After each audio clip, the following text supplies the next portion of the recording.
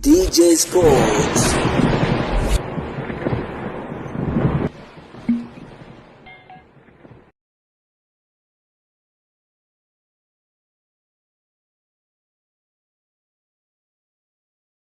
Bwana, twende tukatazame mashine tatu za nguvu kunako klabu ya soka ya Simba.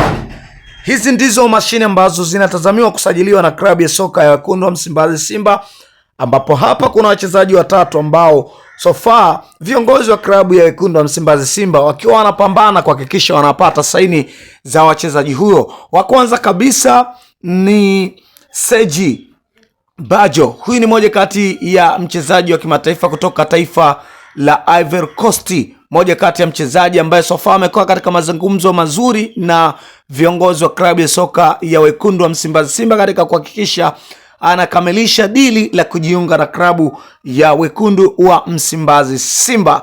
Lakini nyota wa pili ni Faisal Salum. Mara kadhaa nyota huyu akiwa anaoindwa na Simba Sports Club, lakini pia tuliweza kuona mambo kadha ambayo yalikuwa yakijitokeza, lakini so far Simba wameweza kurudi na mkakati maradufu katika kuhakikisha wanaipata saini ya Faisal Salum Feitoto. Hivyo tunaweza tukasema pengine nyota huyo ni wakati wake sahihi wa kucheza kunako klabu ya wekundu wa Msimbazi Simba.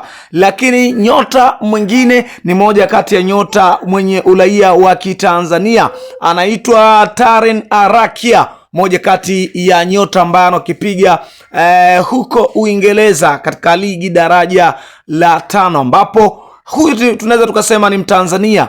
So far amekuwa akichezea timu ya taifa ya Tanzania. Hivyo Simba Sports Club wanapambana kwa udi na uvumba kuhakikisha wanaipata saini ya nyota huyo kwa wakati zaidi, ili awepo katika sehemu ya kikosi cha wekundu wa Msimbazi Simba katika msimu wa mwaka 2026 2027. Hiyo ni moja kati ya taarifa kubwa kwa hivi sasa, ikiwa inaendelea kupamba kasi katika kona na engo